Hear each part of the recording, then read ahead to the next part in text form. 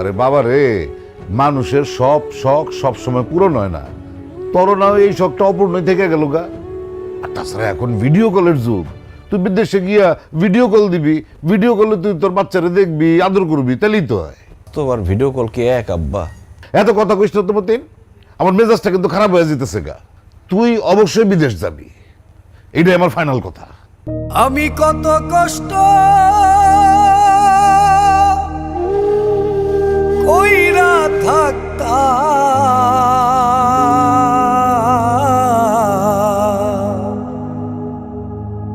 বিদেশ নগরে,